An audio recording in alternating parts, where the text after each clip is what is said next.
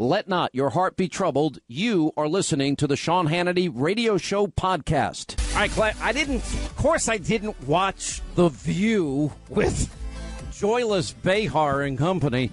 You know, the last time I was on that show, Rosie O'Donnell was on that show. And the show's crashing and burning anyway. Nobody even watches that. Daytime TV is dead. It's not like it used to be. You know, I didn't say thank you. We came in number one in all of cable last year, total audience and demo. That's it. You have to add the demo. And all of you made that possible. And I know that I don't have this microphone every day. I know I'm not sitting in front of that camera every night if it wasn't for all of you. And I humbly appreciate it. And I take the responsibility. You know, I want to be the best host I can be for you. I want to do the best show I can do every day. And we talk about news and issues and what's going on in the world and how to make the world a little bit of a better place. And we talk about lying and corruption, and not the least of which is the media in this country. They're so freaking corrupt, you can't even believe it. They don't want to talk about anything of substance anymore. And it's like the analogy I used yesterday. We'll get to that, too.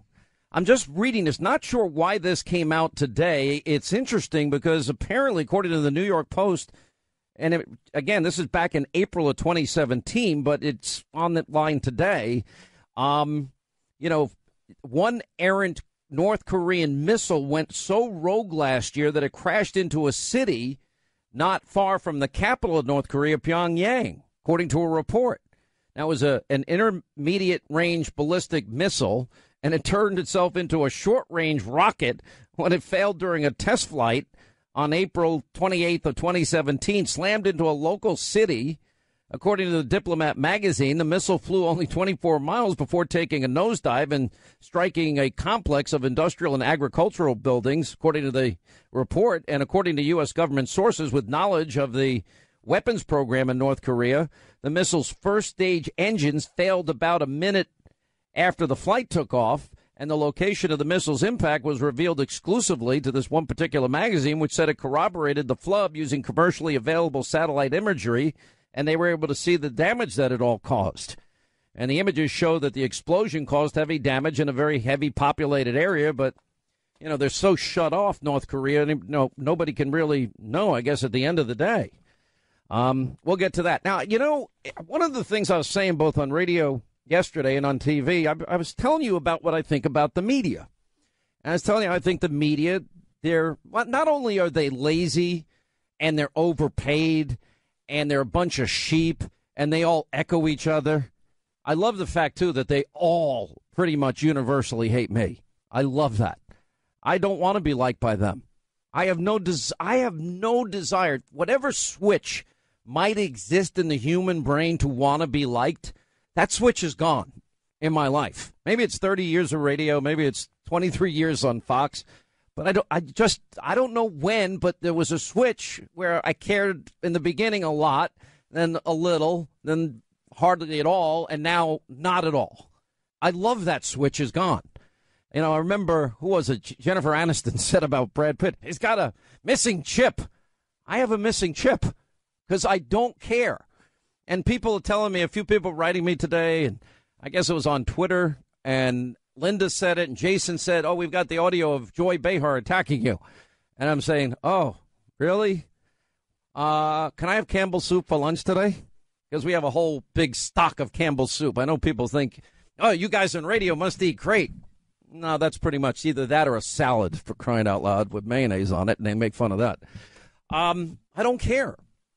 You know, we know they're all the same. Just think about it. You know, look at the North Korean situation and look at their reaction to Donald Trump's tweet. It's all the same. And they try to outdo each other. And they have this media bubble that they all live in.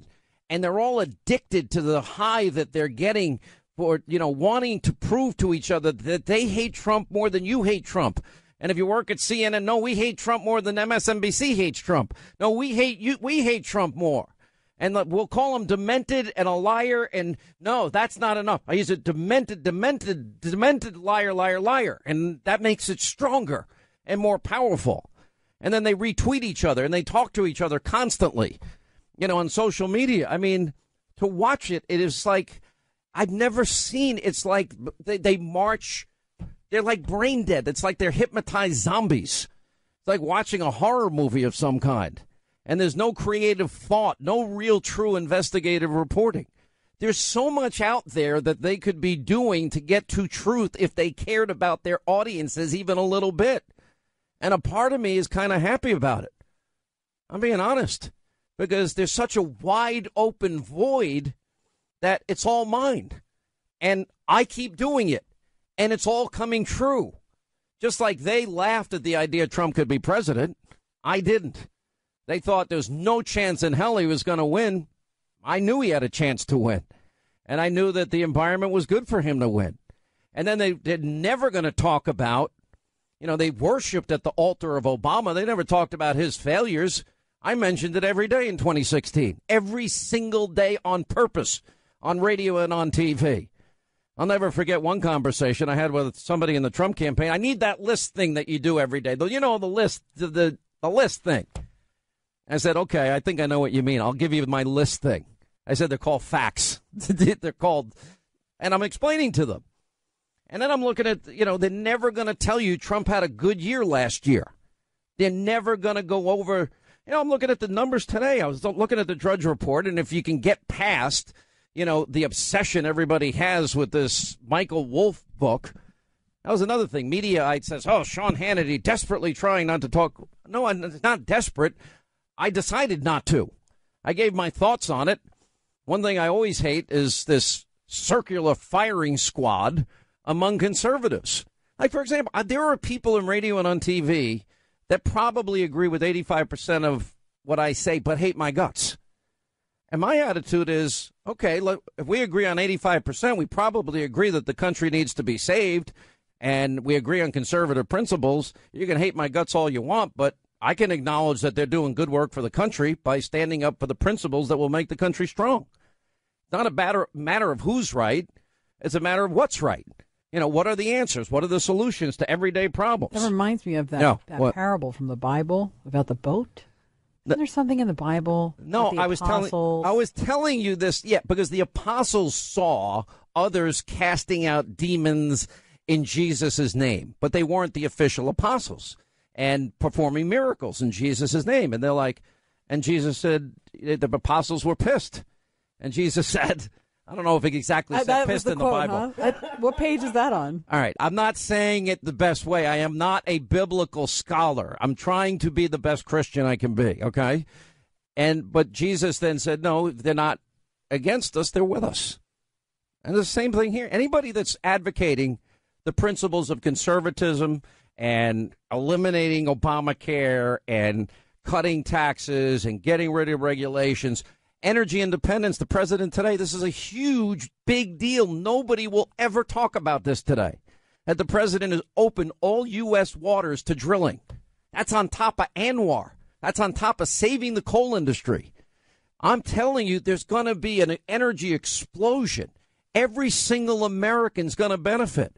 There are going to be millions of Americans now that'll have high-paying career jobs because of what the president has done on one issue alone, and that's energy. And he did it all on his own. He didn't need any help from Congress, although Anwar was in the tax bill that the House and Senate passed, and I give him credit for that. I've been very critical of Republicans. I hope they can continue the little bit of momentum they got at the end of the year. Senate also deserves credit for the judges they're appointing. I think that's all good. And Hannity, why aren't you talking about palace intrigue and Bannon and the president and their exchange? Because my attitude, look, I have very strong feelings about it. And I've said it many times in the past. If you get to work in that building, I don't care who you're working for in that building, meaning the White House. I think your job is to serve the American people and the agenda of the president. And I think with that comes confidentiality. I think it just is a part of a loyalty thing that I just believe. And do I hope it all, eventually it's going to go away, just like everything else goes away. And meanwhile, what's happening? Well, we see the president's weekly job approval, is up. And he ended the year at the same approval rating as the first year President Obama. That shocks people. I'm looking at the ADP report in Bloomberg News today. Payrolls at U.S. companies increased in December by the most in 9 months. Well, who do I talk about every day on this program? Oh, the forgotten men and women. I showed the painting by John McNaughton yesterday. Another 250,000 jobs, exceeding all other estimates. Well, that brings us to 2 million jobs created since Donald Trump's been president. Latest census figures show that, Americans are leaving and fleeing blue states in droves. Michael Barone writes a great piece. And I see that, what's his name, Cuomo in New York, he's trying to be really clever. He's so angry. He gives a 90-minute boring State of the State address yesterday and then goes on to excoriate the tax bill. And so then he says, well, I've got a way around this tax bill because there's limits on deductions for state and local taxes to $10,000. But Cuomo suggested reducing personal income tax rates and then funding state services more via payroll taxes. He's not going to cut taxes. He's still addicted to them. Well, that's not going to stop the exodus from states like New York and California and other states. There's so much good news out there. 250,000 more people with jobs. I'm pretty happy about that. And then you've got the Dow now, 25,000. Well, we've had 60, 70 records set at the Dow, which is not my biggest barometer. I'm going to be honest. It wasn't because a lot of people don't invest in it, but those people that do, even if it's in a 401k or whatever, it's all good. And then we've got, let's see, other news that we have today. Job cut announcements in 2017, the lowest level since 1990. Food stamp rolls declined by more than 2 million fewer Americans on food stamps last year. That was one of the big items I'd mentioned all through 2016. You got more companies offering workers bonuses now after the passage of the tax bill. Why? Because they have lower corporate income taxes. And what have I always told you? A simple thing. Corporations don't pay income taxes. You know who pays income taxes? Or corporate taxes, you do. They pass those prices on to the consumer. Now they can give some of the money back to their employees because now the competition in the job market is getting a little bit harder because now we've gotten rid of regulations. We've created a better business environment.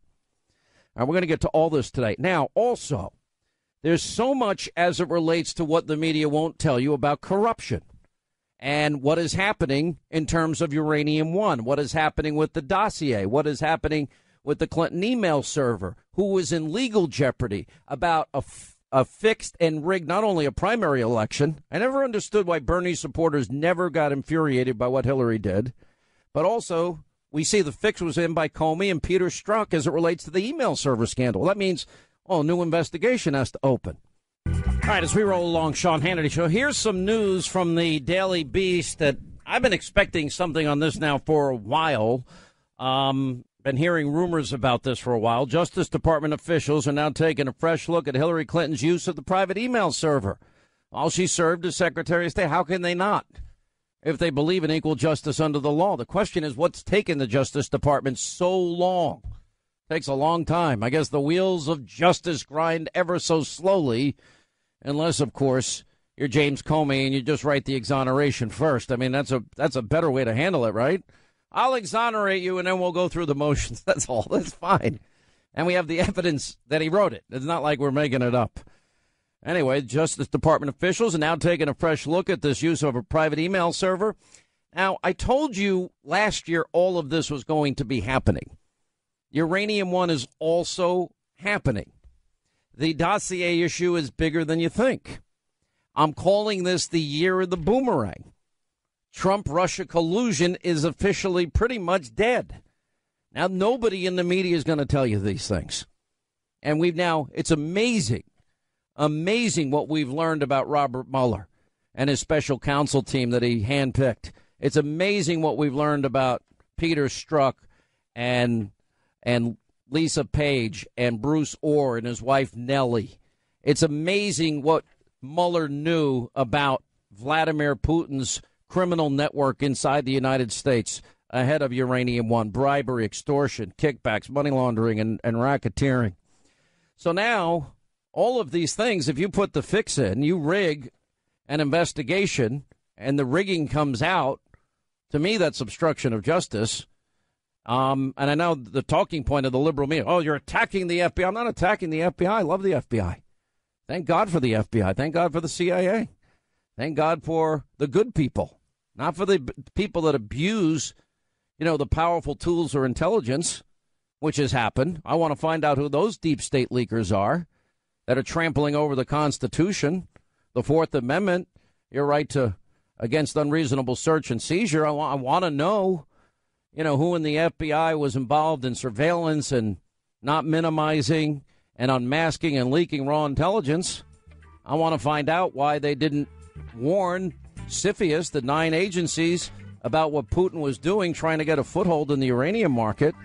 And now we have to look into Hillary Clinton, and apparently an ally of Attorney General Sessions, who's familiar with the thinking of the Justice Department. They're saying they're now gathering information on the email server and the scandal and how things were handled. Well, we know felonies were committed there. The big question is going to be, do we have equal justice under the law? I'll explain that when we get back. All right, 25 now till the top of the hour, 800-941-SEAN. This is only the beginning, I can tell you, of what I have known now for a little bit, that is the Justice Department is now taking major steps to now reopen the investigation into Hillary Clinton's illegal email server. Just like we know the Uranium One deal, Jeff Sessions has not recused himself, and there's an ongoing investigation there. Now, how long it's going to take is probably going to be frustrating, but it's happening.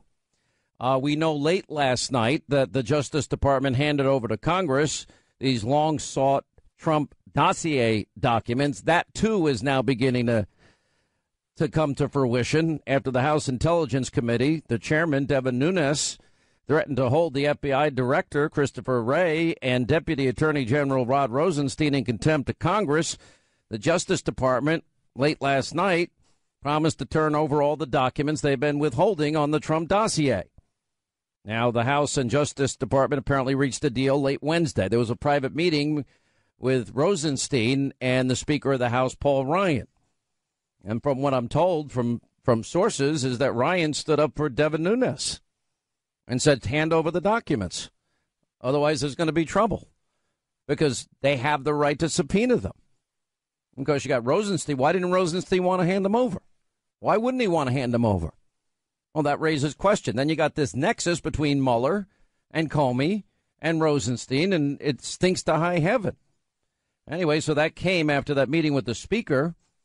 And after speaking to Deputy Attorney General Rosenstein, I believe the House Intelligence Committee has reached an agreement with the Department of Justice that's going to provide the committee with access to all the documents and witnesses we have requested.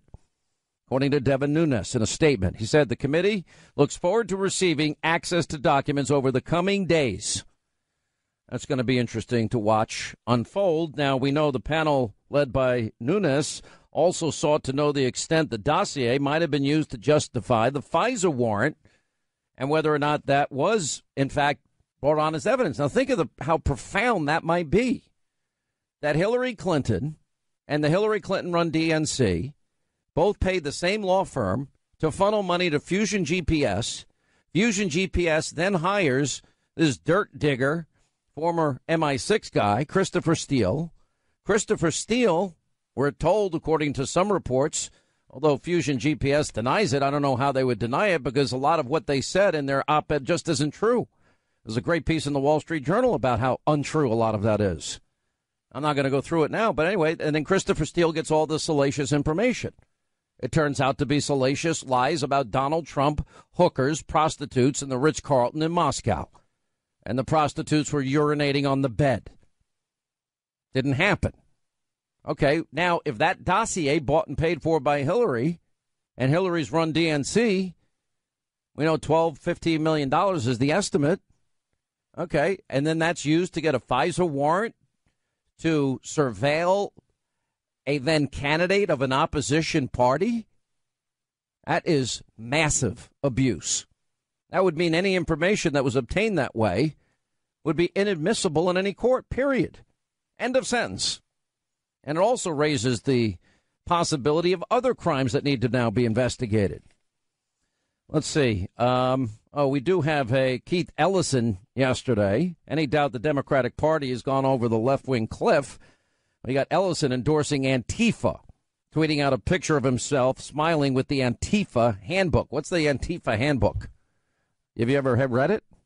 What? I think the more interesting part is the fact that... Why are you eating crackers and spitting as we speak? Saltines. Saltines. Having a saltine. I wasn't anticipating to talk at this moment. You weren't going to talk at this moment? First of all, something to add.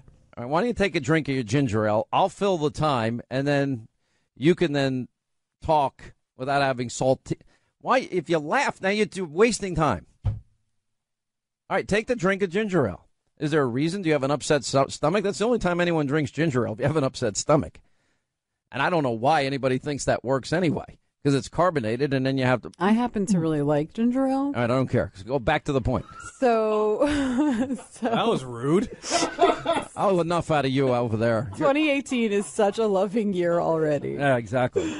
So what's the Antifa handbook? Antifa was declared a domestic terrorist organization by the Department of Homeland Security. So a sitting congressman took a picture with some handbook written by a domestic terrorist organization and thought it would be a good idea to take a selfie with it. How did I miss that they were designated that? When did that happen? 2016. Yeah, the end of 2016, like September. Huh. All right. So anyway, you got a top DNC official, Keith Ellison, with a picture with Antifa, the anti-fascist handbook. Asserted the book would strike fear in the heart of President Trump. Really? I don't think so. I don't think Donald Trump cares. You know, this is how interesting this is all getting. The sheer volume. Go back to John Solomon's report from 2 nights ago on Hannity. The sheer volume of classified information from Clinton's server was seen as criminal. Now the Daily Caller is saying, yeah, this is now, we're beginning to know a lot about this. And we know the fix was in, too. And why did they have that special category just for Clinton? Because remember, FBI field officers would usually be responsible for the investigation. That's why I love FBI agents. I love, those that follow the rule of law. Thank God they're in the front lines protecting us. Same in the intelligence community.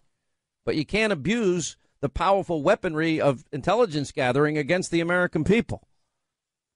We got Judicial Watch, their bombshell. It has Uma Abedin, Cheryl Mills, and 5 others under oath on the same espionage questions. This is going to get interesting. Judicial Watch is doing some great work. That Wall Street Journal op-ed that I mentioned. So we have the Clinton campaign hiring Fusion GPS and funneling this money through the lawyer, the opposition research firm, to investigate the Trump campaign. Now, they tried to say, well, a Republican hired us first to look into Trump. Okay, but that was pre-Christopher Steele. And then when Hillary and the DNC hire Fusion GPS, a dirt-digging company, then they got the former British spy Christopher Steele. And he produced a dossier that was full of lies and rumors and salacious material. And the question now is, was it used as the basis for a FISA warrant, either on a president-elect or a candidate of an opposition party? And as the Wall Street Journal points out, they're now claiming that they're a victim in this somehow. But they say it doesn't really, we don't believe they're a victim in any way. And this is a story, they say, spun by Glenn Simpson and the other founders of Fusion GPS. And because if you look, their talent is doing this dirt digging thing, including for Russians to smear human rights activist Bill Browder, they pointed out. And the problem is the veracity of their work. The co-founders don't name a single example in their op-ed of something that proves the dossier's claim of collusion between Trump and Russia. 18 months after the dossier hit Washington, the special counsel have offered no public validation of any of the collusion allegations. That's true. That's why the media now is they're desperately trying to get in. That's the only reason they're loving Bannon for like a minute. And they'll turn on Bannon in 20 seconds. I only like him because he trashed, and I still for the life of me don't know why. Because he has said he knows this Russian thing is a bunch of nonsense. He's known it from the beginning. Anyway, but let's look at who Fusion GPS is. Let's see. As Mr. Browder notes on Twitter, the Fusion op-ed conveniently omits that it worked for the Russian government interest trying to repeal the Maginski Act. They didn't mention that in their op-ed. That's interesting. At the same time, they were working on the dossier. Oh, sounds like a conflict. And that Mr. Simpson met with his Russian client, a Kremlin-connected lawyer. This is the woman that met with Don Jr. before and after she sat down with Don Jr. in Trump Tower. Yeah, that would seem like I would call that a setup. And they pat themselves on the back for having handed over all the relevant bank records Well, they stonewalled Congress for almost the entire year, 2017, and they wouldn't divulge the name of their clients for a year, which turned out to be the Clinton campaign. And as Donna Brazil said, the DNC run by Clinton, even suing to prevent their access to bank records. And that doesn't tell the whole story in any way. And they claim to know nothing about her Trump meeting and that she knew nothing of the Steele dossier work. And they write, you'll have to take his word for the coincidence. Yeah, that doesn't seem like a coincidence to me. And they're concerned about the attack on our country by a hostile foreign power. But meanwhile, the firm's concern about Russia and human rights abuses for which the Maginski sanctions were imposed would seem to stop at their bank account. This is a pretty brutal takedown by the Wall Street Journal, particularly hard-hitting one, and I think right on the money.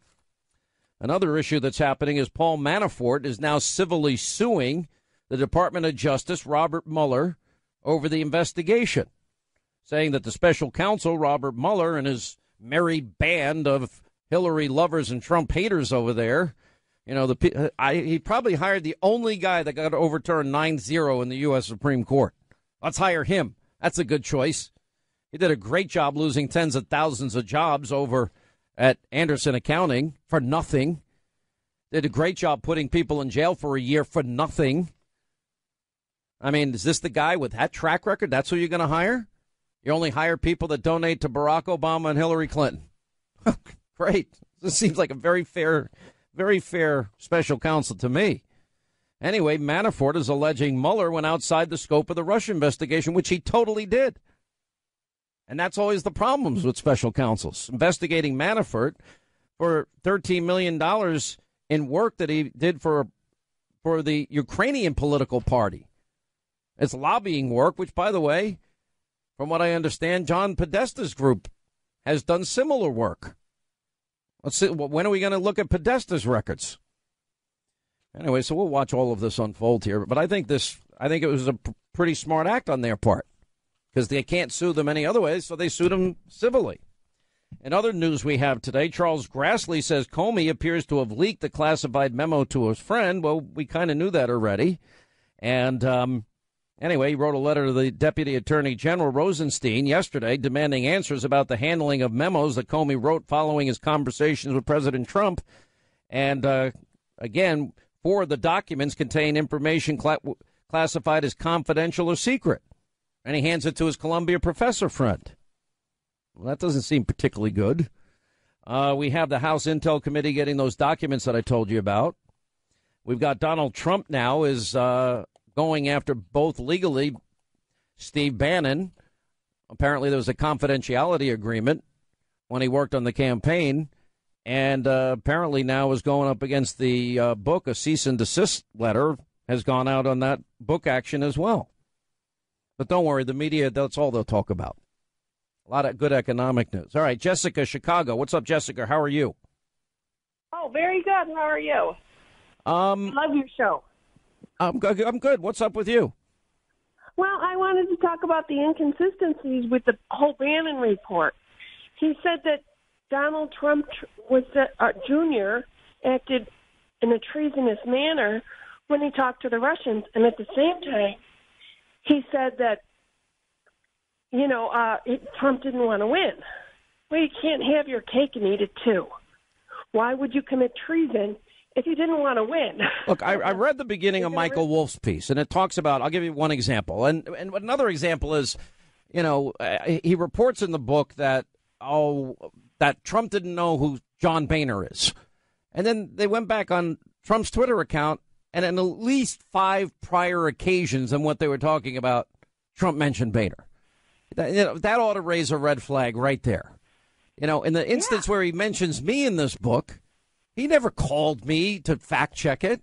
I mean, the New York Times, when they did their magazine piece, called me 17 times about fact checking information. And that's called reporting. So some anonymous source can say Sean Hannity did this, and he writes it. It's ridiculous. Now, the other thing is, so I don't know, apparently Steve was on his radio show last night on Sirius XM and apparently was praising the president. I don't know what else he said about, But I know for a fact that Steve Bannon knows this Russian probe is a bunch of crap. President of the United States is a great man. I support him day in and day out, whether going through the country, giving the Trump miracle speech or on the show or on the website. So I don't think you have to worry about that. But I appreciate the kind words. Look, I'm not sure what he said, if he said it, why he said it. I don't know. And to me, it's all one big distraction anyway, because it's 18 months of Russian collusion and we've got nothing. Nothing. And, at some point, even the liberal media has to give it up. The only thing, criticism, if you will, if it's a Bannon, I just think when you work in the White House and you have that honor, that it's solely to serve the American people, the agenda of the person you work for. And it's not, and I think it should be an unwritten code about confidentiality. Now, I know in recent years that's not been the case. And we all love gossip, and we all love, and this book is full of it. And some people are interested. I'm just not. 800-941-SEAN is our toll-free telephone number. You want to be a part of the program. But I sleep better at night not giving a rip. I care about the country. I care about the agenda. These economic statistics, I'm waiting for an explosion. I want to get more things accomplished while we got the opportunity. Why is Sean Spicer suggesting he screwed up as press secretary? I guess is he putting that in his new book? It's like a big headline. I don't think he screwed up at all. I think it's the hardest job in the world. It sounds like he's being too... Let's get Sean Spicer on the program tomorrow. I'm going to straighten that out. He didn't screw up at all. He did fine. Everyone's you didn't say you were hiding in the bushes. Who cares?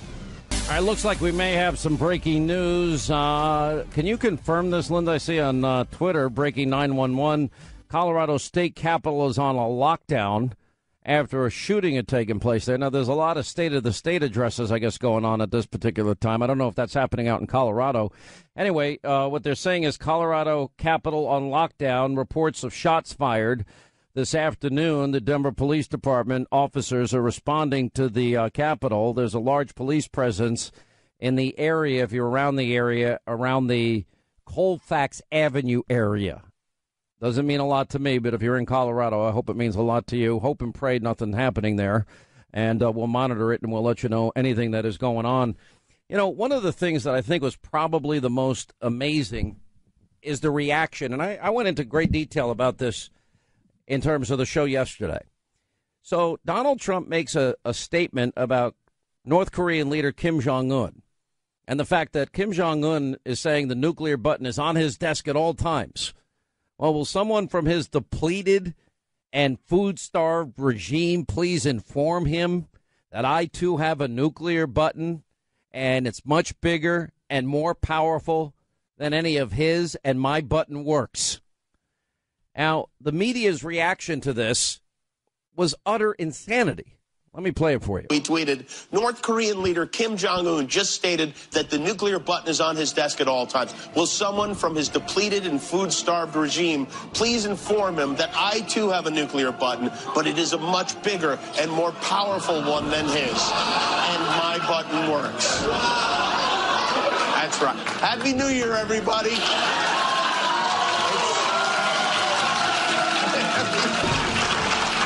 We have two maniacs with nuclear warheads bragging about who has the bigger button. He is not really being cavalier with a threat about nuclear war. He's being cavalier in a way that makes him seem demented and deranged and makes no serious of our serious allies or adversaries around the world think that he's a serious person talking in this way about the most serious threat that the world ever faces. Any thought that President Trump might be less provocative or even scale back his Twitter habit in 2018, well, you can safely throw that out the window. The president unloading in his first day back here at the White House, 16 tweets, mainly a mixture of taunts and threats, including raising the prospect of nuclear war, a shot at North Korea's unpredictable leader, in language that many people noted seemed better suited for the playground than the presidency. Tweeter in chief mocked North Korea's Kim Jong-un yesterday, saying that the nuclear button on his desk is much bigger and more powerful, and his works. God. Is this kind of a crazy game we're playing? You know, Trump needs to be medicated and hospitalized at this point, or he is going to just kill all of us. This is language that would have been rejected from the script of Dr. Strangelove. This is the President of the United States doing a measuring contest about nuclear weapons.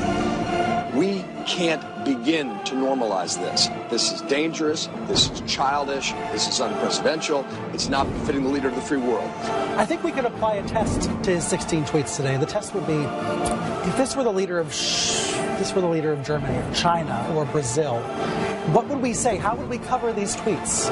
We would say these are the messages from a person who is not well, from a leader who is not fit for office. I've asked Twitter spokesman, does this violate Twitter's terms of service, making this kind of threat toward North Korea? So far, no immediate comment from the company, still waiting to hear. I think they're trying to decide if this kind of tweet, referring to a nuclear button that he knows how to use and it works, whether that actually is a violation of the terms of service because it may threaten violence. Doom and gloom. You know, this is not the first time that we have seen. The only thing the media likes is appeasement. They're not going to be happy with President Trump for saying, we're not going to take your threats idly and we're not going to stand by and let you threaten the United States of America. No, they prefer something. You know, when Reagan said the evil empire, that caused, he's going to start World War III, everybody predicted at the time. Well, he ended the Cold War and we didn't fire a shot. And he brought the former Soviet Union to its knees because they couldn't keep up and build guns and butter at the same time. And so it worked. The same thing, we begin bombing in 10 minutes. Oh, that's scary. And you said it before a weekly radio address and people panic. He really has this sick mentality. He's going to start a war. And George W. Bush talked about the axis of evil. And Donald Trump sends out, calls a dictator, a murdering dictator, thug, little rocket man. And the media can't handle it. Now we've got that going on. Unless I think if he got down on both knees and begged and tried to bribe Kim Jong-un the way that Clinton bribed Kim Jong-il, maybe that would make the media happy, although I don't think there's anything he could do.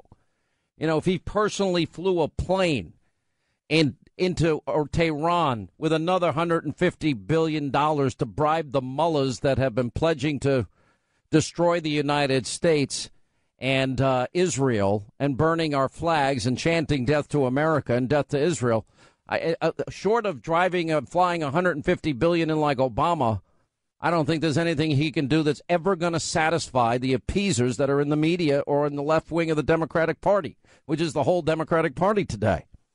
Anyway, joining us, these are very complicated issues. You're dealing with, the bribery attempt that failed in North Korea. And now we're facing the consequences of not many good options, and we'll face the same difficulties with Iran if, in fact, they don't overthrow that regime before they get the nuclear weapons. That could be a modern-day Holocaust, radical Islamic terrorists with nuclear weapons. Colonel Oliver North is back with me. How are you, my friend? I haven't talked to you in forever. You doing well? Happy New Year, buddy. Yeah, I miss you. Where you been? How was your holiday? It was great. All 17 grandkids. Oh, my gosh. At the end of a week plus, I think we went through about 15 gallons of milk with the 10 boys. Yeah. The 7 girls have granddad wrapped around their little finger. Oh, of course. And it was a wonderful time.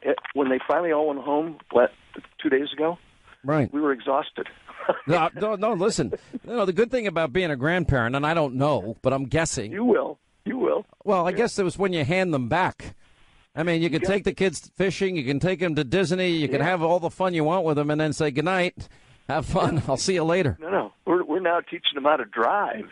We're now teaching them, how to go out and shoot birds with me, and teaching them how to sail a boat and things like that. See, there you go, shooting those guns and trying to kill the little birdies. Yeah, and holding a Bible study because we love our guns and Bibles. Yeah, we're irredeemable deplorables clinging to our God, faith, God, Bibles, and religion. Yeah. Well, I was listening to what you were saying. I think you've heard me say this to you before. I don't know if the rest of our listeners have, but if Donald Trump walked across the Potomac River, which, by the way, you could pretty much do today because it's frozen with ice. that if he walked across it when it was liquid, the Washington Compost and the New York Times and all the other media would say Donald Trump can't swim. I mean, exactly. He cannot do anything right. I think if he gave every American $1 million. No, look at, well, you know what? America's going to be a far wealthier place because of the tax bill that he got through just before Christmas. But, you know, the stuff that's going on with this nuclear button thing, first of all, the President of the United States, and he knows this. I mean, it's not like this is a shock to him. Doesn't have a button. He has an electronic football with encrypted PSYOP and PAL codes in it and the ability to transmit from anywhere in the world. The scary part of this whole thing is not what Donald Trump said back to on Twitter back to Kim Jong-un. The scary part is that Kim may well have a button on his desk. That's the scary part of it. And then he might hit it. That would be a scary part. Good point. Just bump it on the way out the door to see one of his girlfriends. I mean, it is a scary thought. And I look at what's happening now, and the media is trying to make this business about the Olympics and the conversations that are happening between Seoul and Pyongyang about the Olympics as somehow separating the South Korean government from the United States. I would point out, as you just did, there's lots and lots of things that have happened in the world that apparently the current masters of the media don't understand. There's a lot of history to what I call athletic and cultural diplomacy. The ping pong with the Chinese back in the Cold War, the ballet diplomacy with the Soviet Union, the art exchanges we did with Spain back when Franco, the dictator, was still alive in Spain, the antiquity exchanges when Egypt was still dominated by the Soviet Union. Yes, they were. And the baseball defectors that we've gotten out of Cuba. All those are great opportunities to gather intelligence, to recruit potential spies, and encourage more defections from these evil regimes. And so that kind of thing happening between Pyongyang and Seoul is good. What's not good is what's happening right today in terms of the response to the protest movement in Iran. This is a tremendous opportunity for the United States to do the right thing. And I'm not talking about what Eisenhower did in 1956 with Hungary. It's not enough to simply encourage people to stand up to evil. We have to be able to back them with more than words. And there's a lot of things that we could be doing. It's young people who are protesting in Iran today. They're primarily young. Average age is about 25. And that's about 40% of the country right today. Mm-hmm. They are onto the fact that the Ayatollahs have been ripping them off, the graft, the greed, the corruption, and the billions, as you just pointed out, much of it in cash from both the United States and the Europeans since the sanctions were lifted after their so-called Kerry-Obama-Iran deal back in 2014. If the supreme leader, Hannity, and his hand-picked toady president, Rouhani, were half as smart as they pretend to be, they'd have created hundreds of thousands of good jobs rebuilding the Iranian crumbling infrastructure. And instead, they pocketed billions, because they're the richest people in Tehran, the Ayatollahs.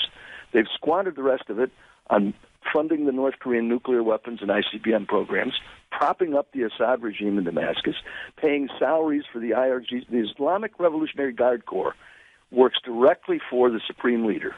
The rest of the entire country's government doesn't have a damn thing to say about what the IRGC does, what the Quds Force does, and they've spent billions on doing that kind of stuff, paying salaries for the IRGC and Quds Force militias fighting ISIS, arming Hezbollah in Lebanon, arming Hamas in Gaza, arming the Houthi forces in Yemen.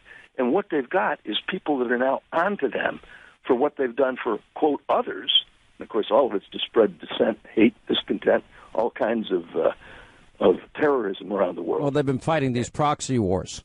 Yes. Well, in fact, what they've been doing is wasting the money that they've gotten on that kind of stuff and themselves, unlike helping the people of Iran. Well, and it's also now backfired and created an unprecedented alliance that nobody anticipated with Israel, the Jordanians, the Egyptians, the Saudis, and the UAE. When we come back, Colonel Oliver North is with us. I want to ask you, how do we deal with both situations, Iran and North Korea? What would you do? We'll get to that. We have a lot more news we got to get to today. All right, as we continue, Colonel North with us. All right, so let's start North Korea. We don't have a lot of time, but what's the best option? Because I don't see a lot of good options here. Well, there actually are. There's more sanctions that can be imposed on those people who do business with North Korea. Over the course of the last month, there have been several times when we've observed through satellite and other surveillance means, ships transferring oil, for example, into a country where in the north of Pyongyang, the temperature is now -5 degrees. It's going to get colder before it gets warmer. They need the oil. And the fact is, you could impose more sanctions on the Chinese who are allowing some of this stuff to happen, and anybody else who trades not just oil, but other things that are important to their economy. The idea that the United States is powerless is nuts. Now, we've got the means to literally decapitate the regime without using a single nuclear weapon. We ought to encourage the conversation that's going on between Pyongyang and Seoul about the Olympics. We ought to make sure that everybody understands we're deadly serious. The president needs to say every time he opens his mouth about this thing is that there's an existential threat to civilians in America with a North Korean, Iranian-supported North Korean nuclear weapon and ICBM program. And it is the Iranians that have made this possible for them. They could not have done it without it. But we've got lots more sanctions that can be imposed. And what you do is you say unilaterally, you don't have to get the Europeans and everybody else in Asia. Say, if you do any business with a regime in North Korea, either named individuals or companies or the entire country, you cannot do any business in the United States. The banking system is going to look at this and say, wait a second, we can't afford to lose American business. We're going to stop doing business in North Korea. We've not even flexed our muscles yet on this, despite what the State Department says. There's a lot more latitude. All right, so let's go to these students. In 2009, we abandoned them. Oh, yeah. Well, but we don't. Well, okay, yeah. Obama abandoned them. Yeah, no, that's true. Meaning the United States Obama. Under Obama. Good point. Right. I stand corrected, sir. Good buddy. But the point is that, look, we're not going to intervene in the sense that we're going to send troops. But no. But those kids aren't going to win with slingshots either, Colonel. No, they're not. And one of the things we have to be very much on guard against is what happened in 1956 with Hungary. When President Eisenhower encouraged them to stand up to the Soviets, they did. We did nothing else afterwards. Here's what we ought to be doing right now. The United States ought to, every single day, on Radio Farda, which is an arm of what used to be Radio Free Europe, and on Voice of America, remind everybody that the world is watching and admiring your stand for liberty and opportunity. Send that same encouraging message from every democracy on the planet Earth. And if we had a CIA program worthy of the name, we could launch a massive political action program and a propaganda campaign to expose the crimes and the human rights violations of the Iranian theocracy. We need to be able to do that. Look at these guys are perverts. They're psychos. They use prostitutes. They export drugs. We can't have a nuclear-armed Iran. The world, they'll use it. All right, safe home, my friend. Semper Fi, Marine. We appreciate it. We'll continue. Joining us now, we have Gary Byrne. He served in federal law enforcement for nearly 30 years in the U.S. Air Force Security Police and the Uniform Division of the Secret Service. Also with us, Dan Bongino, former Secret Service agent, NYPD, contributing editor of Conservative Review. Welcome, both of you. You know, one of the new narratives that has emerged now that the Trump-Russia collusion story seems to be, gone by the wayside at this particular point. And after a year of breathless reporting and hysteria by the media, the only thing that they've been able to come up with is, General Flynn lied to the FBI. And Paul Manafort did something long before he ever met Trump, not with Russia, but with Ukraine. And those cases, I guess, are moving forward. But so now the next thing is to say, well, anybody that looks at Jim Comey and his conduct and the fact that he wrote an exoneration along with Peter Strzok, with him and his girlfriend that hate Donald Trump and think he's so loathsome. Anybody that questions the tactics here, somehow you're against law enforcement. You're against the FBI. You're speaking out against these incredible institutions. Well, I've been a supporter of law enforcement my entire life and career and will always be, having many of my family members in law enforcement everywhere from the FBI to the NYPD and, working in jails and working in family court, probation, and all sorts of law enforcement. So that's just a lie. And if we say, well, why did Robert Mueller not stop, when he had an insider, he had somebody inside of Putin's network in America involved in bribery and extortion and money laundering and kickbacks, why didn't Mueller stop or inform the differing agencies as it relates to the CFIUS deal and Uranium One? And if you raise this question, apparently it's just, way over the top. Now, James Comey has been out there tweeting up a storm lately, lecturing the country about what is morally right and good and correct.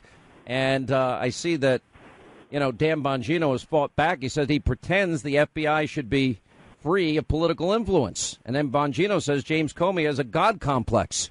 James Comey seems to think that he is the single arbiter of what is true and moral and good in the country these days.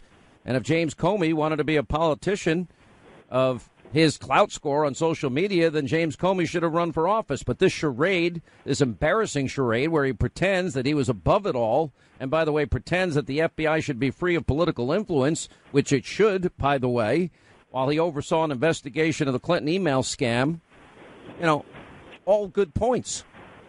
Is it wrong? Is it somehow an offense if I'm raising questions about exonerations before investigations? I'll start with you, Dan Bongino. Well, Sean, a couple of things you brought up. On your first point on the narrative, that's just freaking laughable. I mean, if it wasn't sad and tragic, the narrative that conservatives, and they point out names, people like you and me and all of our friends in talk radio, that we're anti-law enforcement. Like, are you clinically insane? Are you seriously nuts? When the Obama administration was inviting into the White House the pigs in a blanket, fry them like bacon, what do we want, dead cops, when do we want them now crowd, we were the ones saying, wait, what's going on here? Is this for real? We have always had law enforcement's back. So that switch in the quote narrative is disgusting. And secondly, on Comey, it's the last point I made, and I appreciate you reading that I think is the most salient here. Jim Comey's out there claiming somehow that he's been above this all. He's not a partisan actor. He's not political. When, Sean, you and I both know the only explanation for the Clinton email exoneration and the fiasco that was that investigation, the only explanation is political. So spare us all, Jim Comey, your Twitter, trying to bump your clout score on Twitter with your nonsense. Give it a rest. Gary Byrne, what's your take on it?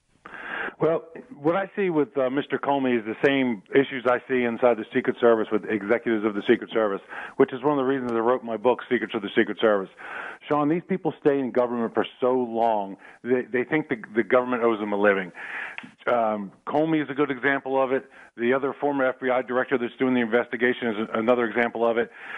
Dan knows as well as I do, these people, they start out in the Secret Service or the FBI and they jump from one agency to the other. When people talk about the deep state, this is really what they're talking about, in my opinion, is these government employees that start out with a good intention and then they become politicians and they jump from one agency to the other. I saw it in the Secret Service where they would, run their course in the Secret Service and then go to another government agency. We had a gentleman, 33 years in the Secret Service, Bill Livingood. Then he spent 17 years at the Capitol, the Sergeant-at-Arms. The two Sergeant-at-Arms at the Capitol right now are both former Secret Service agents. These people never leave government service. And then eventually it seems like they become corrupt. You see, I make a distinction between rank-and-file officers and those at the highest level of power. And, everyone says, Robert Mueller, that his integrity is unimpeachable in any way. And they say the same thing about Jim Comey. And I'm looking at Jim Comey leaking information that he shouldn't have leaked that may be illegal, as why would he do that if he's not acting politically? And why would James Comey write an exoneration of Hillary Clinton before he even interviewed her or 17 other witnesses involved in the case 3 or 4 months earlier? Because they're completely corrupt.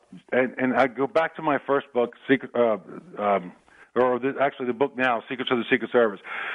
You have to ask yourself this: where did the FBI become corrupt? It became corrupt in the beginning of Bill Clinton's administration. How did 900 FBI files get from FBI headquarters 3 blocks down the street into the White House complex and nobody knew about it? Come on, that's when they went corrupt. And I bet you if there was a name on those files of who brought them down, let's find out who's running the FBI today. That's exactly how these things happen. Yeah. Dan Bongino, you've been involved in a lot of investigations in your life, and I'd never heard of an investigation where you're writing the exoneration before you do the investigation. That sounds to me like it's rigged and the fix is it. It's funny, Sean. I know you talk to a lot of cops, but you'll acknowledge you weren't even a cop, and you can figure this out pretty simply. Here's how investigations I think anybody with half a brain can figure it out. It's not a massive mental task we're talking about here. No, and that's what's sad. I mean, again, we're not doing mental gymnastics to figure out that this is common sense.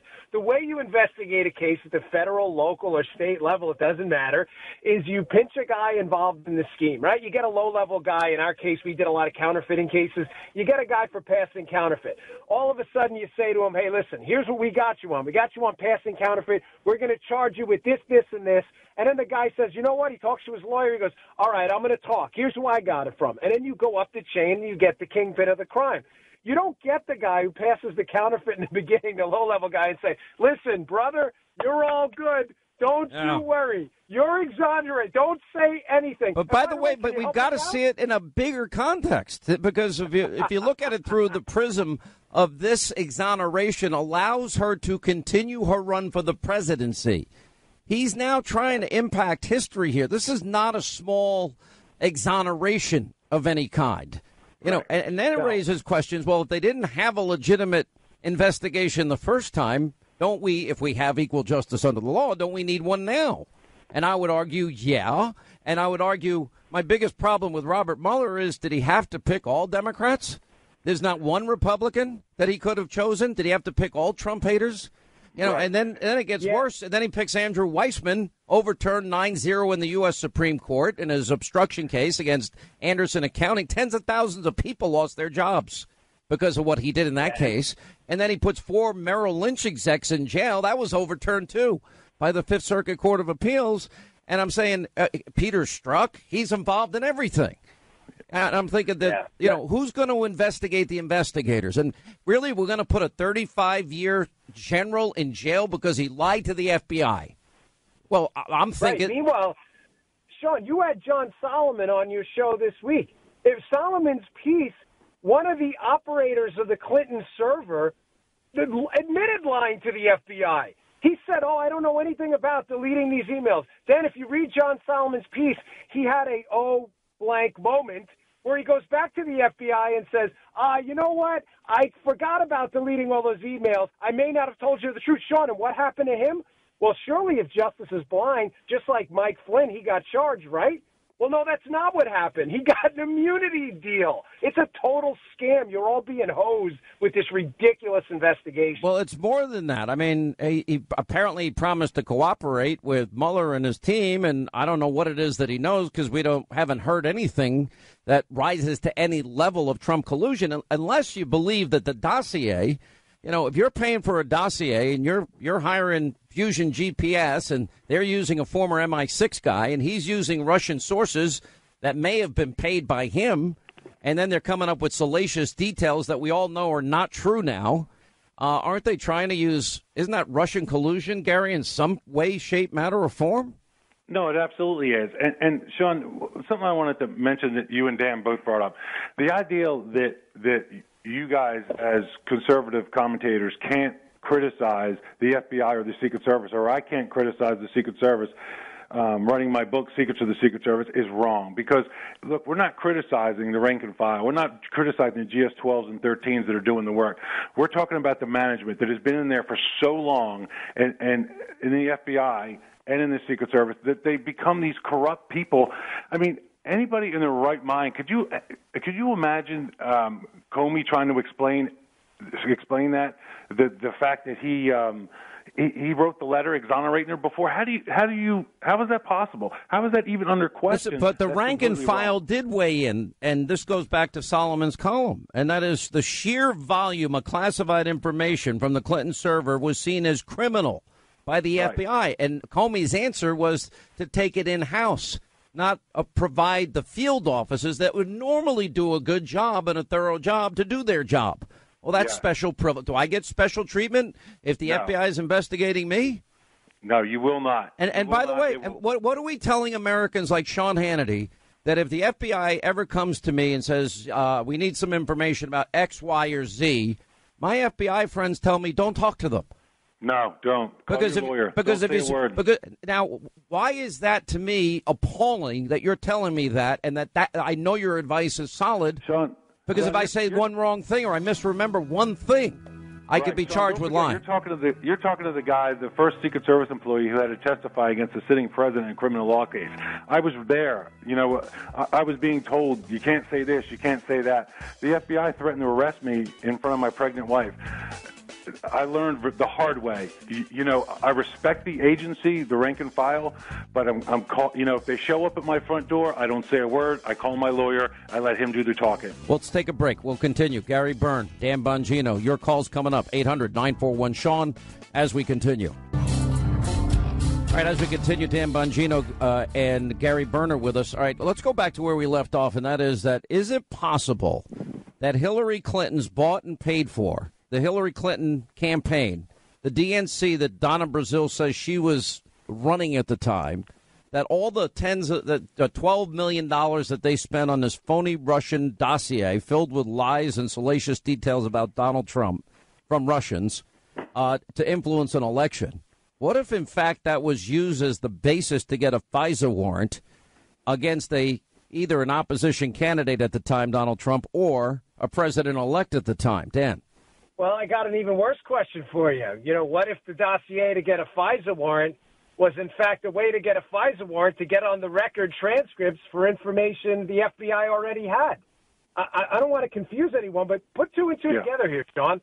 Why is it that all these Trump campaign officials were seemingly randomly approached by, alleged Russian co-conspirators with emails? Why is that? Was this all random? Was it really the Russian government?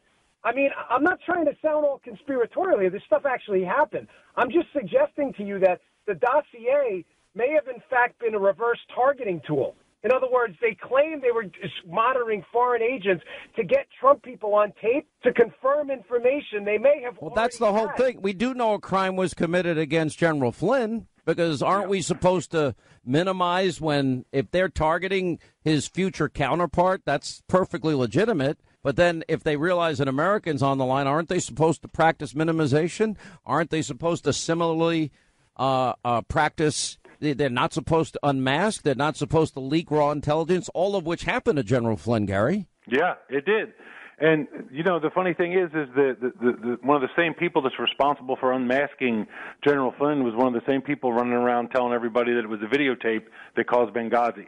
These people just keep giving the American taxpayer bad service and criminality. And it all goes back to the Clintons and when they came up from Arkansas in the early 90s. It'll be interesting to see, Sean, how this comes out. I mean, General Flynn got railroaded one way or the other. Yeah, in a lot of ways. There's no doubt about it. All right, guys, thank you both. Happy New Year to both of you, Gary Byrne and Dan Bongino. We really appreciate you guys stopping by.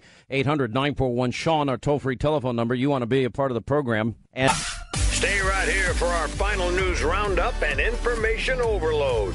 First, the hurricane that blew through the West Wing today. Steve Bannon turning on this White House, turning on the president's family. President Trump's one-time chief strategist and close friend now calling that meeting at Trump Tower with Don Jr., Jared Kushner, and that Russian lawyer, quote, treasonous. Michael Wolff, which paints a stunning picture of dysfunction in the Trump campaign and White House and contains stunning quotes from Steve Bannon, who is, let's remember, the president's former top political advisor. Now it seems Bannon has turned on his old boss. I want to pull another quote where Steve Bannon says, this is all about money laundering. The White House obviously on the attack in the wake of these allegations by Steve Bannon and Michael Wolff's book. It's not just Steve Bannon allegations. It's actually allegations from the entire West Wing about a dysfunctional White House and a president that doesn't even read. You can hear it from Democrats, money laundering, but to hear Steve Bannon raise this issue of money laundering, that is pretty extraordinary. The fact that you're having someone like Steve Bannon, of all people, former White House strategist to President Trump, making these comments, which are a lot more revealing than you would end up hearing from any Democrat at the House Intelligence Committee or the Senate Intelligence Committee. Some explosive new quotes from former White House chief strategist Steve Bannon talking about the Russia investigation. The indictment right now of Bannon to Trump is personal, rather incendiary. Bannon is going at the character and nature of the president. You can love Steve Bannon or hate Steve Bannon, but he's no dope.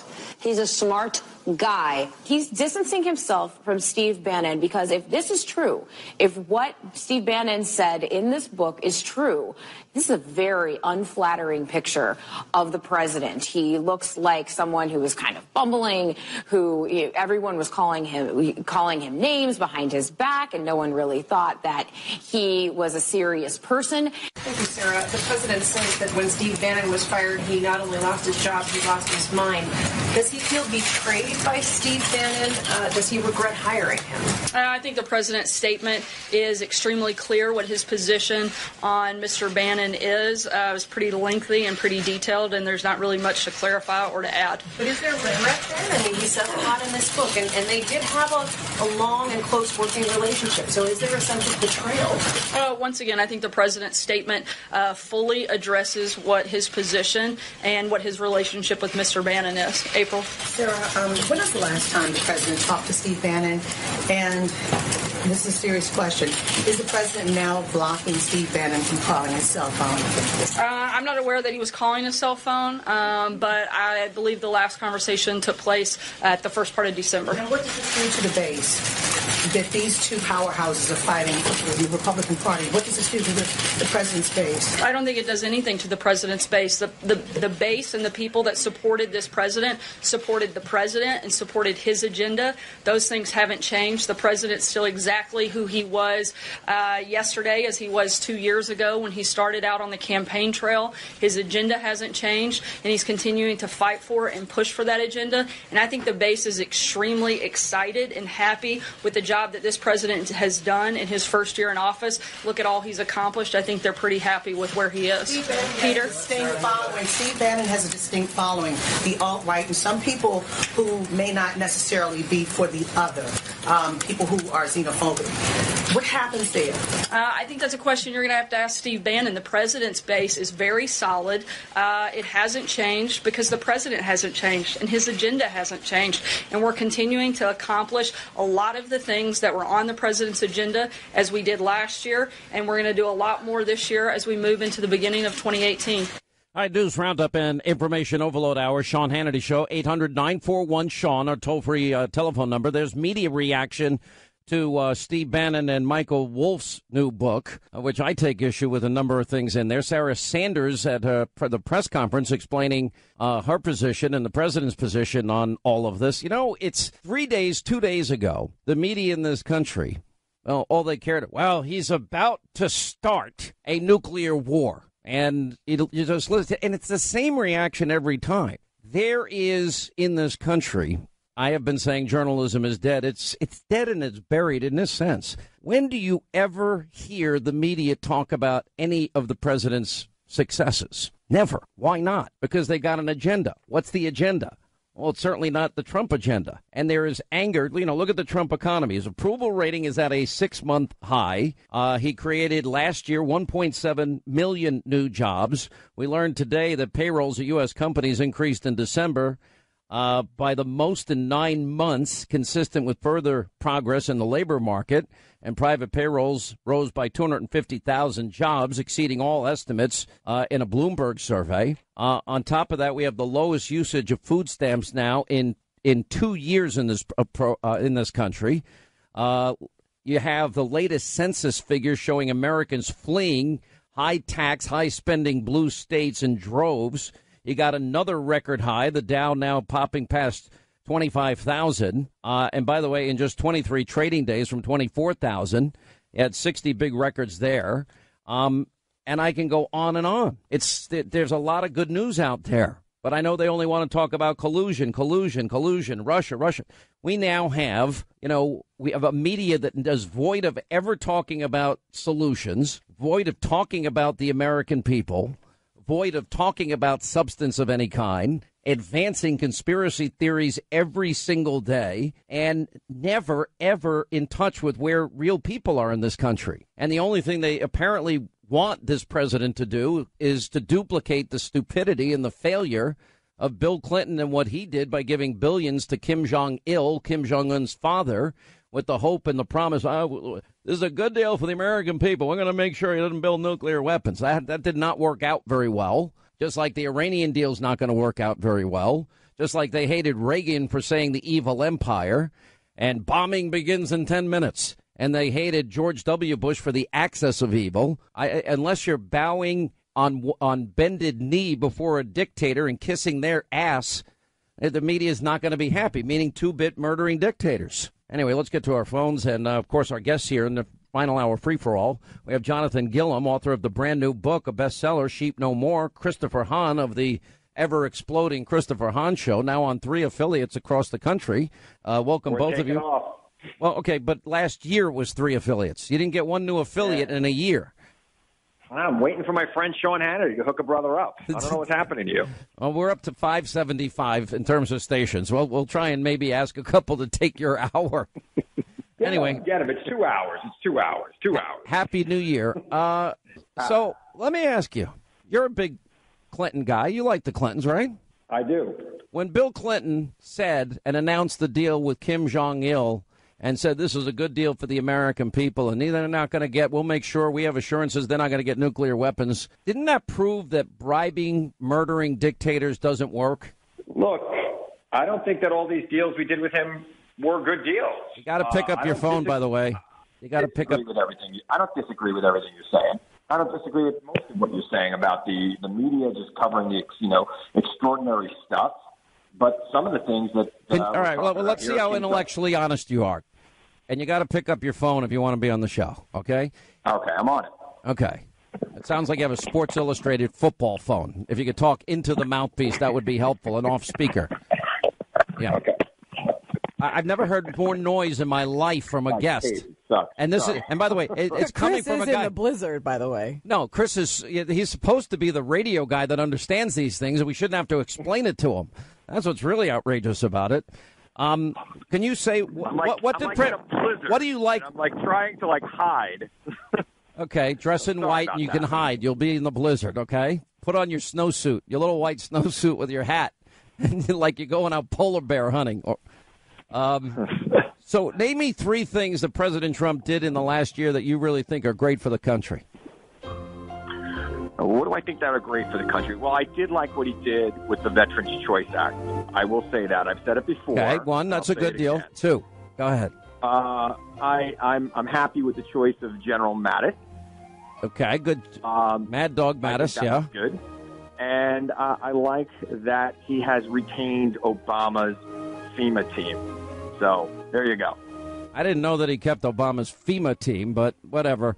But the point is, Bill Clinton made a bad deal with North Korea. Can you admit, in retrospect, when he told us that giving them billions and energy and supplies and able to keep their nuclear rods, that was a bad deal? You can admit that in retrospect, right? I think that, looking at it right now, I think that it lasted for a couple of years, but it wasn't going to last forever, and it didn't last as long as we would have liked it. So in that respect, it's bad. Okay, and you would admit giving radical mullahs that chant death to America $150 billion in currencies is a bad idea too, right? That's not smart. Look, if it buys us any peace, it's smart. You think you can buy peace? You really trust the Iranians? If we give them $150 billion, you trust that they're not going to build nuclear weapons? I think right now it looks like they aren't building nuclear weapons. I think right now they are building nuclear weapons, and I think you're naive to believe otherwise. Well, I think that's something that we could test in this agreement, so we should use that test. So you believe that bribing dictators is a good foreign policy? I think it's been our foreign policy. I didn't ask you that. Is it good policy to bribe dictators? Whether it's good or not, it's our only choice at the moment. Well, it's not our only choice because there's no bribery going on, Jonathan Gilliam, with Donald Trump. No, absolutely not. And can I just say this one thing about Chris and his phone? It doesn't surprise me. He's a Clinton supporter. It sounds like he's in the bathroom, which is where the Clintons kept their servers. So that doesn't surprise me. Stop. That's where they all go to. Well, I don't know. They had to fire a Chappaqua, and I mean this sincerely. I'm glad nobody was hurt. But, I mean, they might have burned him. We'll find out in a couple of years. I mean, they tried bleach pit. They tried acid wash. They tried deleting. They tried hammers. Why wouldn't they just try burning the thing? Well, it doesn't surprise me, but the FBI can still recover stuff. Yeah. And for all of you in the liberal media, please know that was an attempt at humor. If you didn't laugh, you have no sense of humor. I laughed. All right, go ahead, Jonathan. So here's the deal when it comes to dictators and comes to all these different people out there. I mean, here's the reality is that we have really since 1947 when we put a Secretary of Defense in place, we've never won a war since. We've gone into deep diplomacy without any force to back it up. And this is the problem with any type of sanctions or diplomacy is that there's no force backing these things up. Is there a place for diplomacy? Absolutely. Is there a place for sanctions? Of course. It's a tactic. But the problem is we don't have force. We don't show force. This president has actually changed that. And what I see is the most effective thing here is the Trump effect, just like it happened with immigration when he came on board. His words and for a large part his tweets have caused a ripple effect to where people say, I'm not going to go across that border right now. And I think what we have to do when it comes to these dictators is that we have to stand up to them. We either use force or, in the case of Iran, we get on board with whatever type of protest there is, and we do the same thing that's been done in counterintelligence and counterespionage for hundreds of years. We get in there and we try to help subvert them and give them the support they need to overthrow that absolutely cult-like leadership. Chris?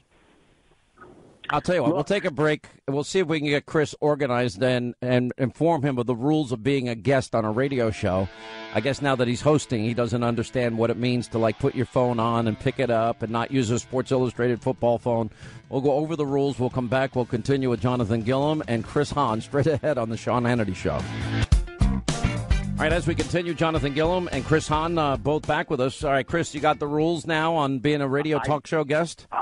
I got the rules. I hope you can hear me okay. We hear you fine. I'm buying you a new phone for your birthday.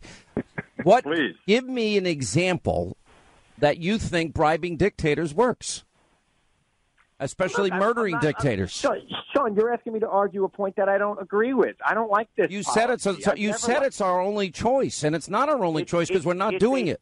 It's a temporary fix to a broader problem that we need to have real conversations to try to come up to a solution to. You don't just pull the rug out from something that, for the most part, has bought us a little bit of time and a little bit of peace.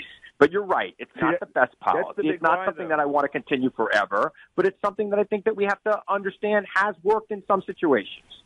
Jonathan? But that's the big lie. It has not given us any type of leeway or time to get things going. It's the same thing with North Korea. It's a perfect example. For 50 years, either it's been diplomacy, it's where we've been trying to give them stuff like Bill Clinton did, or sanctions, and now where are we? 50 years later, we're dealing with a madman that has nuclear weapons that can definitely kill 27 million people 30 miles away and potentially can hit the continental United States. These long-term sanctions and debates back and forth and paying people off does not work. It's unrealistic, and we've created this thing in our minds to say that, in the world things can be fair and can be worked out. With these types of people, it's not. They'll kill us if they get a chance. It's the bottom line. And sometimes, I hate to say it, but you have to use force, and you have to use it effectively, and you have to have a strategic plan to go all the way. That has not been the case in anything we've done in the past 50 years. We got to leave it there. Thank you both for being with us. Jonathan, appreciate it. Happy New Year. Chris Hahn, Happy New Year. Thank you for being here. Toll free.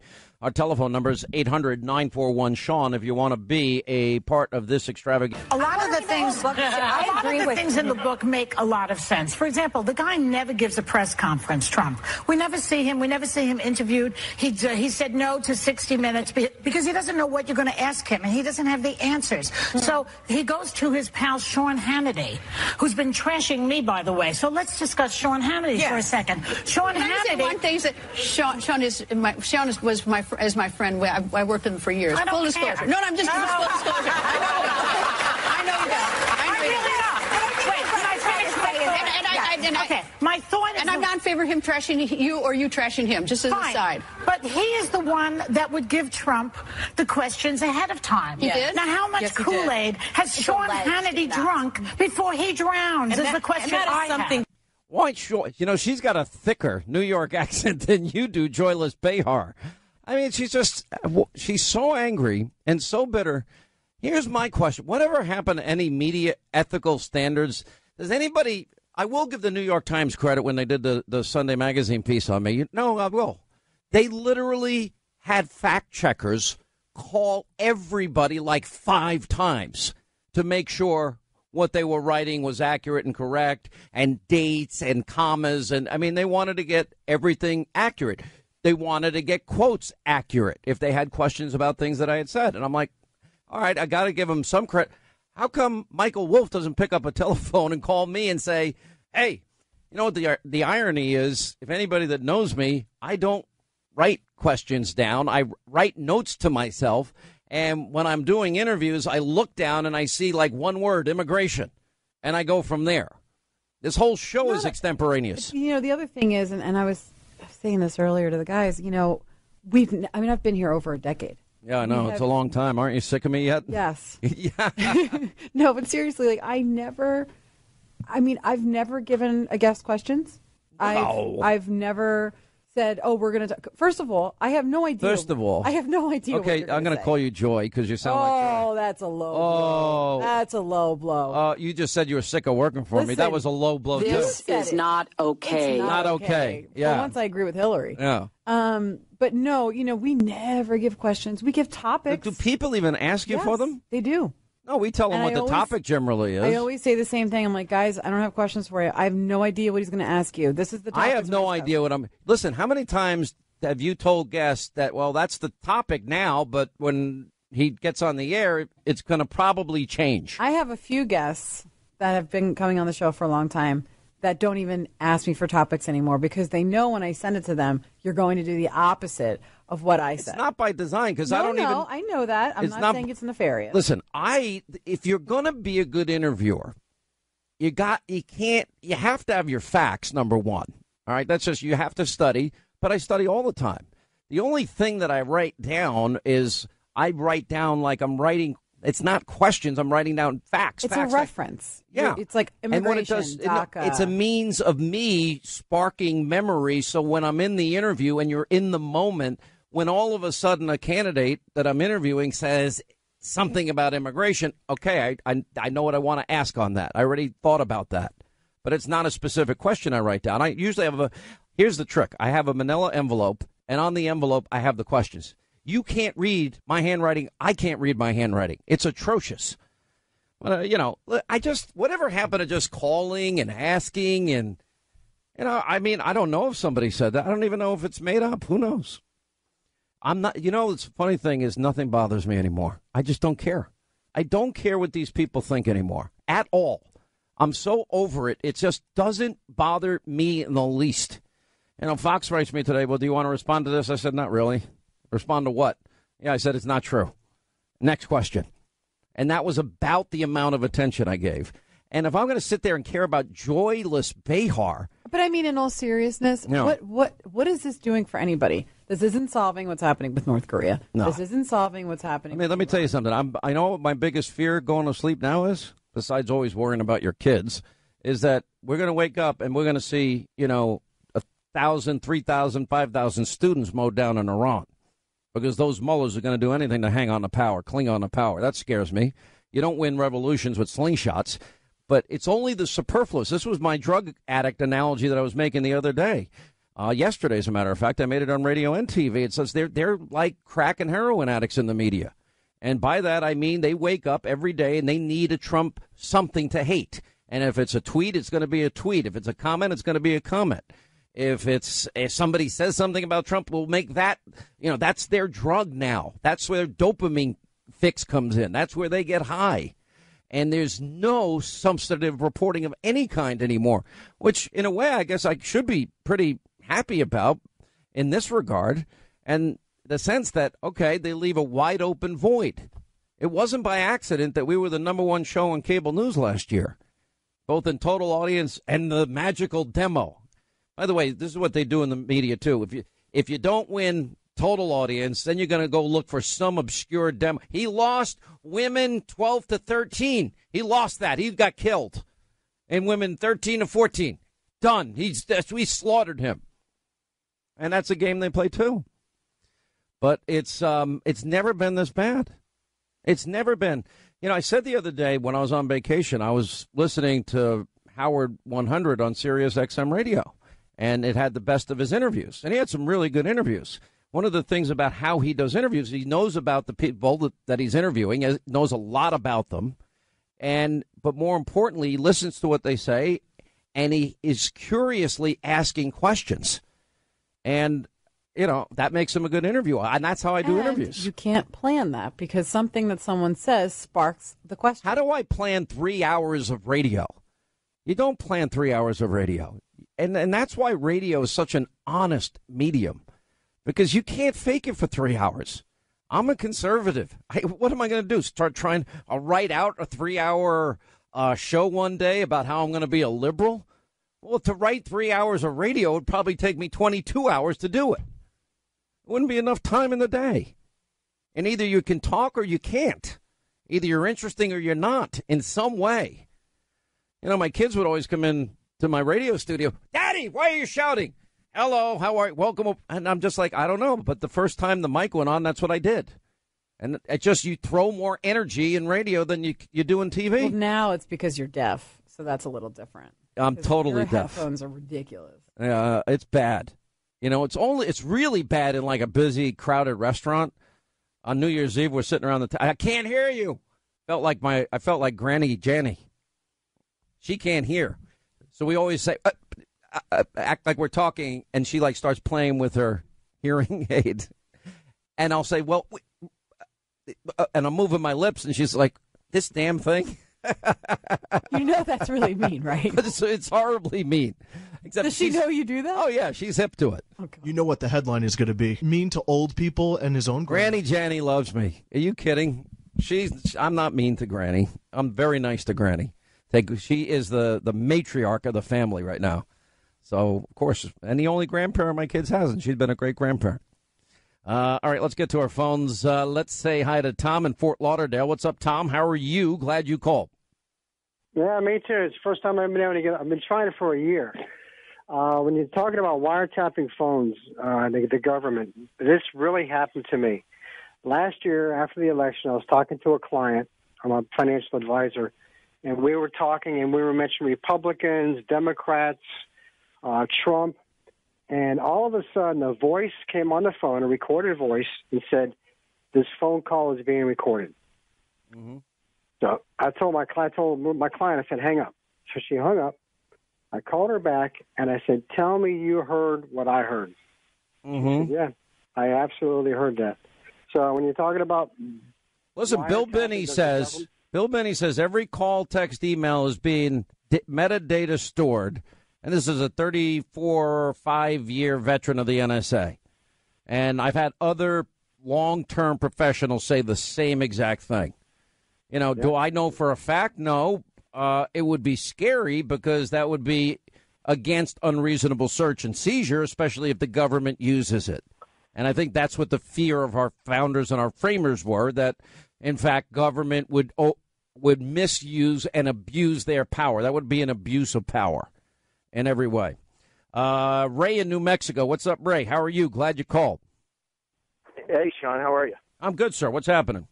Hey, a couple things. One, I wanted to say I really enjoy your show. I don't know if anybody's ever told you this, but you think and the way you act is just like a contractor. You were a contractor, right? Yes, sir. Yeah, so am I. I just retired, plumbing and fire sprinkler. And I like the way your brain processes. Contractors, that's what I love about Trump. He's got that same thinking mentality. That's the beauty of it. You don't put a roof on a building that ain't been stick-framed. It seems like that's the way the liberals think. They want to, pour the slab after the house is completely built. Their whole brain process is completely screwed up. But I wanted to say that. That's what I've been really enjoying. I appreciate it. Thank you. You got to think. Well, you got to think when everyone thinks being a contractor is easy. It's not. It's hard work. Not even.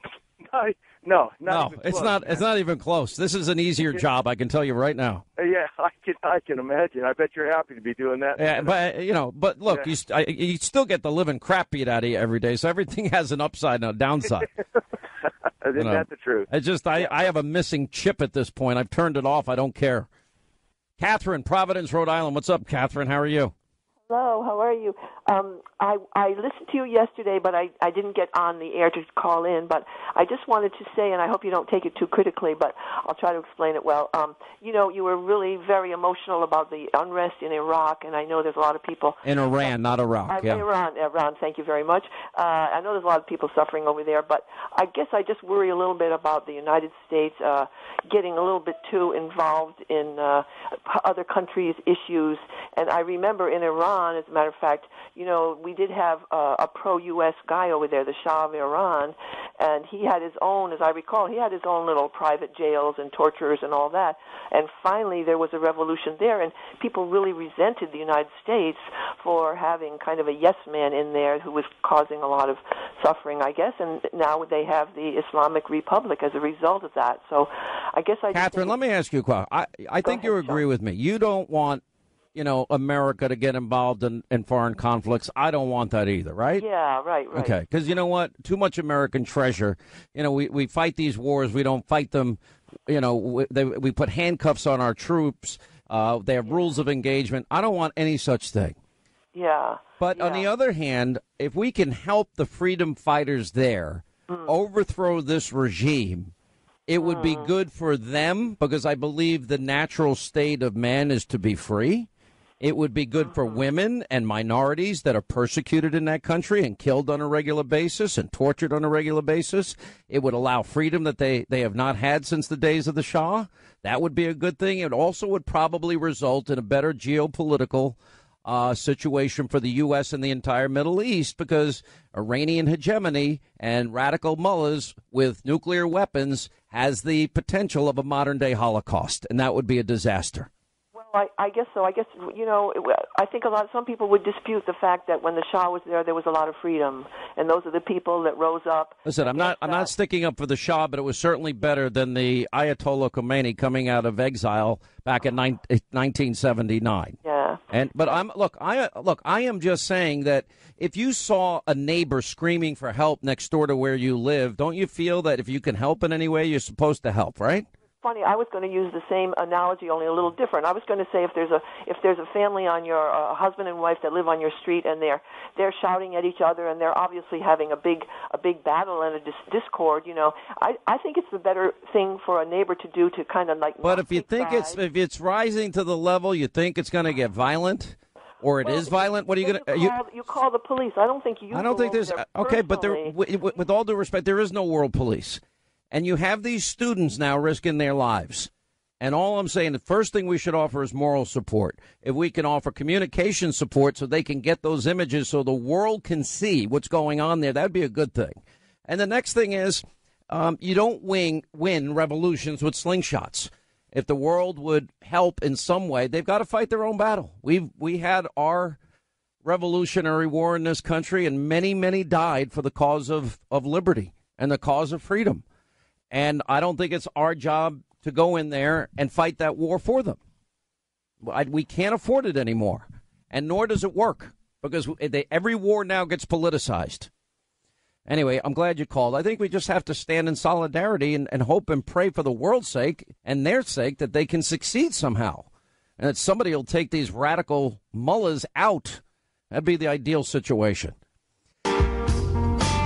Hannity tonight. I hope you'll join us 9 Eastern. Set your DVR, the Fox News Channel. We have the 9 different versions, never seen before, of James Comey's exoneration of Hillary Clinton without the investigation and the dates and the timeline and the people that he didn't interview.